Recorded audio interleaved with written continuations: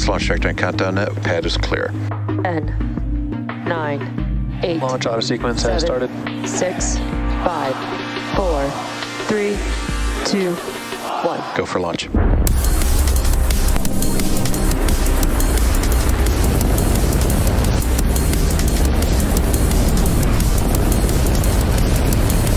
Vehicle is supersonic.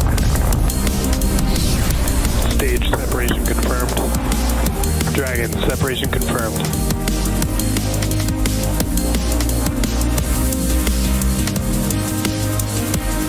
Stage 1 is transonic. Landing legs have deployed.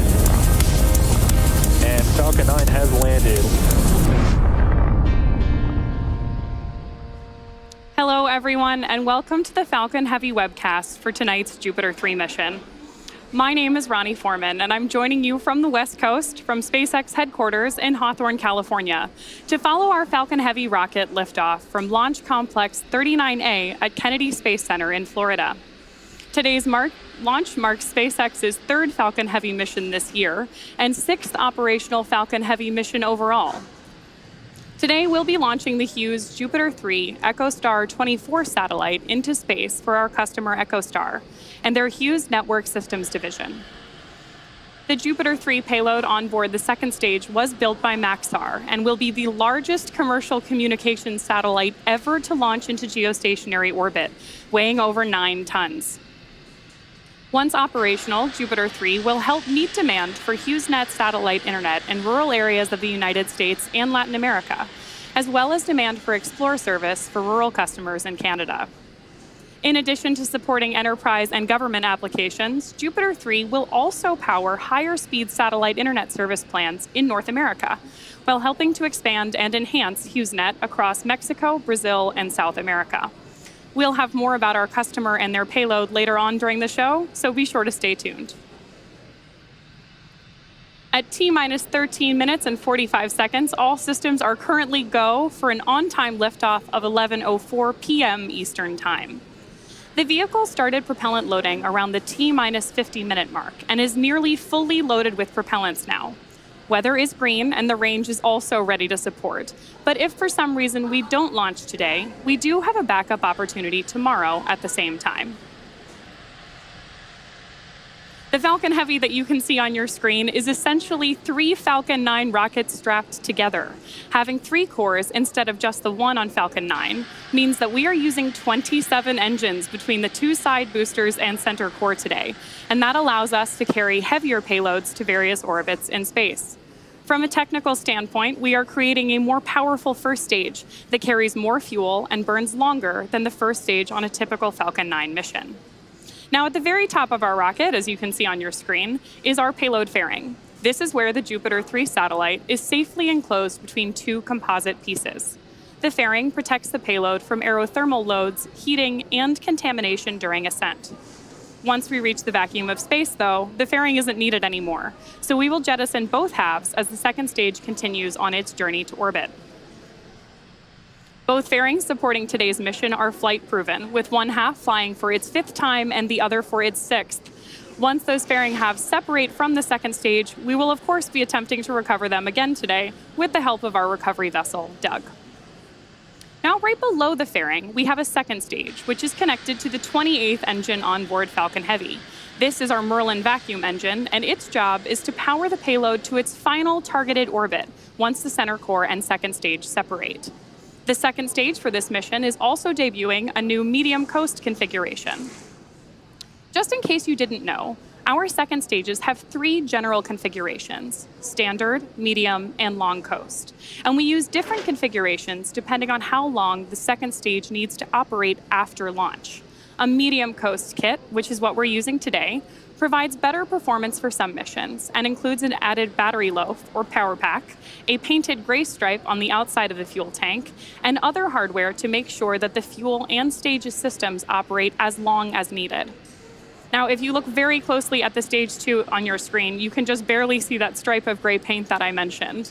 While in space, that paint will absorb some heat from the sun in order to keep the second stage fuel warm enough for our long flight today. Payload deployment for Jupiter 3 is scheduled to occur after 3 second-stage engine burns and occur around the T+3 hour and 30-minute mark. We hope you'll stick with us till the end. Now moving further down the rocket, as I mentioned a little bit earlier today, we have 3 Falcon 9 rockets essentially strapped together. All 3 constitute our first stage. Each of the side boosters on either side of the center core are flying for the 3rd time on today's mission, having previously supported 2 Falcon Heavy flights, USSF 44 and 67. A couple of minutes after liftoff, we'll attempt to recover both side boosters with a land landing on landing zones 1 and 2. And fun fact, landing zone 2 was built specifically to support dual booster landings like this one. Similar to previous launches, we'll be conducting a 1-engine entry burn. This allows us to shorten the length of the entry burn, ultimately allowing us to increase performance of Falcon Heavy overall. And speaking of increased performance, we will not be attempting to recover the center core today. If you look very closely, you'll see that the center core doesn't have landing legs or grid fins attached. That's because this mission requires more performance than we have to be able to recover the center core, and that landing hardware isn't needed.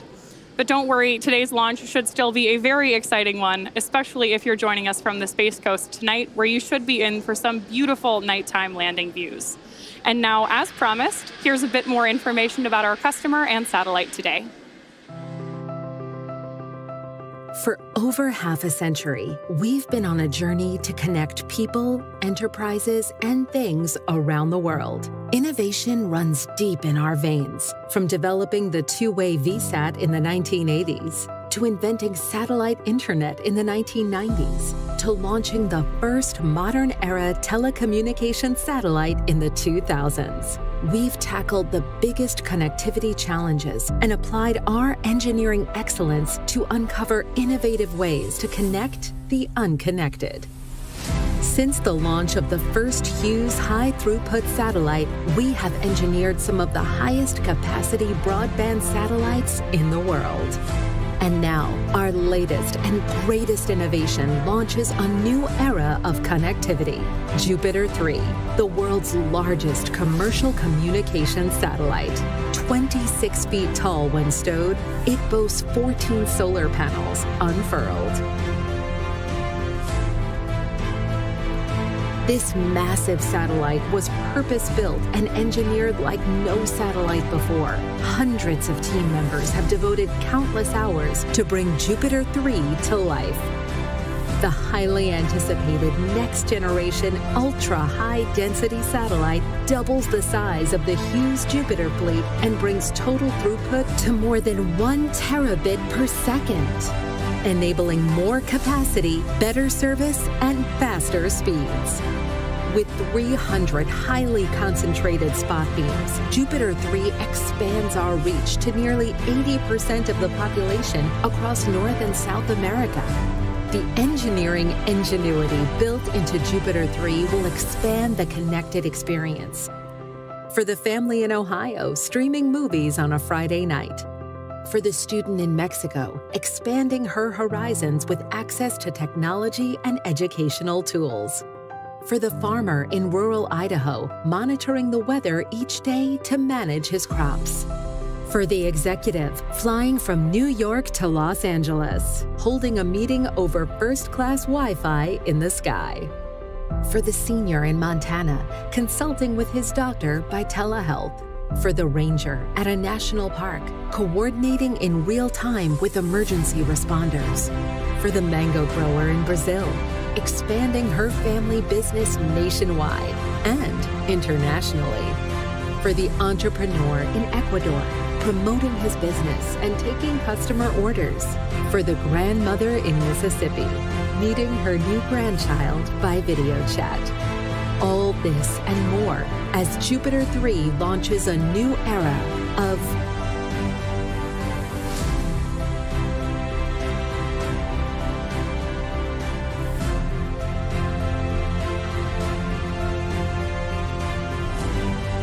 join us. With liftoff just about 6 minutes and 15 seconds from now, the vehicle and payload are healthy, and propellant load is well underway on the launch pad. Speaking of the launch pad, you may often hear the pad on your screen referred to as Historic Launch Complex 39A, and there's good reason for that. LC-39A was originally built to support the Apollo program with the goal of landing humans on the moon. This launch pad eventually supported the Apollo 11 mission to the lunar surface, carrying NASA astronauts Neil Armstrong, Buzz Aldrin, and Michael Collins in July of 1969. So we're just about a week past the 54-year anniversary. And after numerous launches of the Saturn V and Space Shuttle vehicles, the launch pad was leased to SpaceX in 2014. Since then, we've launched 66 missions and 38 humans to space from Launch Complex 39A. Today's mission will mark SpaceX's 249th overall mission to date, our 67th mission from 39A, and 50th launch of 2023. We look forward to reaching even greater space milestones on this launch pad for years to come. Now, coming up next, we should hear the call out for strong back retract.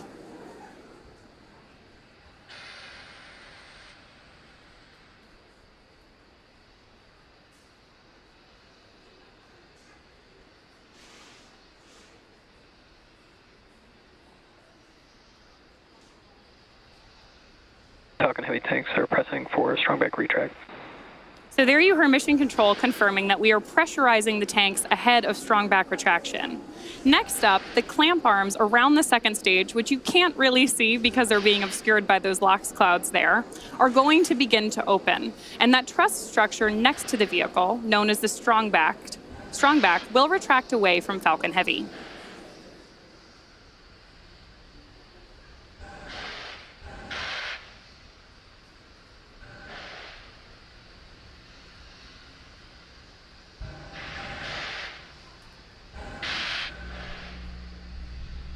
Again, those clouds that you see forming around the vehicle are nothing to worry about. That's actually liquid oxygen boiling off the surface of the tanks inside the rocket. As that boiled off liquid oxygen meets the warm Florida air, it's forming actual clouds around the vehicle.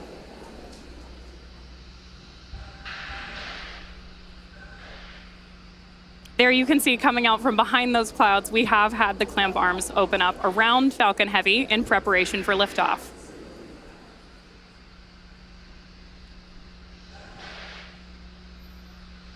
There you have a great view of the strong back actually pulling away from the vehicle. This initial retraction is just a slight movement. Ahead of liftoff, we'll see full retraction so that Falcon Heavy can clear the launch pad. Now, the next major milestone we're tracking is liquid oxygen loading completion. We're expecting that here in just about a minute.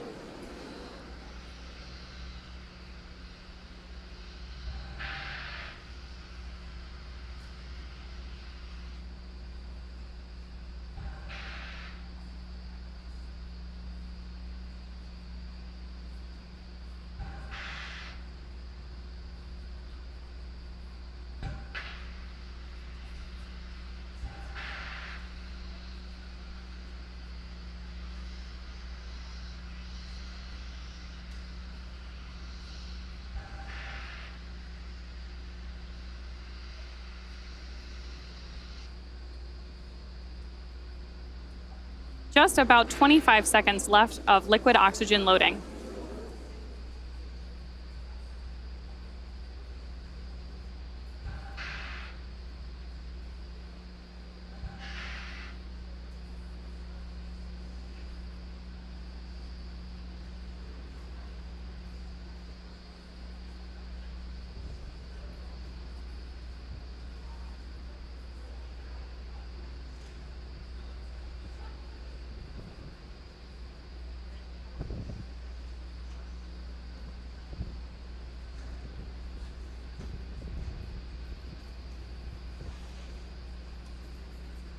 Really gorgeous views of Falcon Heavy on the launch pad tonight.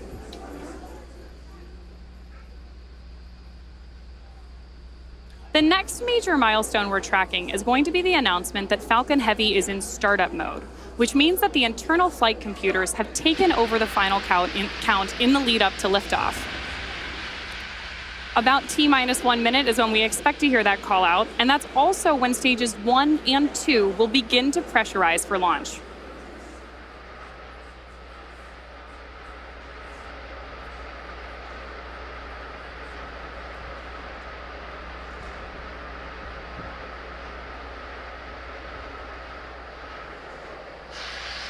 Launch abort has started.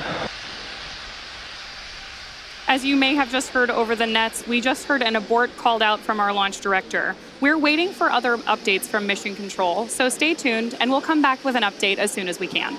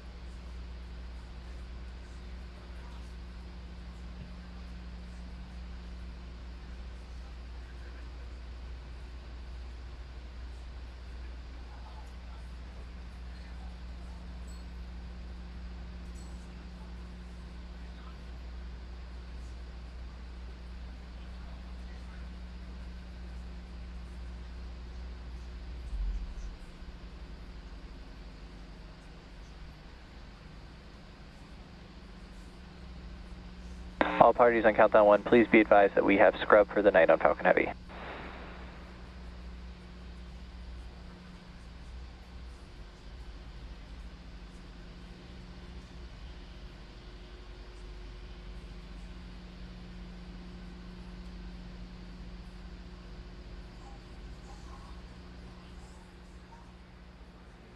If you've been following along, you know we had an abort during the countdown tonight at T-1 minute and 5 seconds. Prior to that, the countdown was proceeding nominally. And keep in mind that the purpose of the countdown is to help us catch potential issues prior to flight. There are 1,000 ways that a launch can go wrong and only one that it can go right. So given that, we are overly cautious on the ground. And if the team or the vehicle sees anything that just looks even slightly off, they'll stop the countdown. Again, the vehicle and payload are in good health, but this will end our launch attempt for today. Our next launch opportunity is tomorrow around the same time, so keep an eye on our social media channels for updates. Hopefully you'll join us. Thanks for joining us today. We'll see you next time.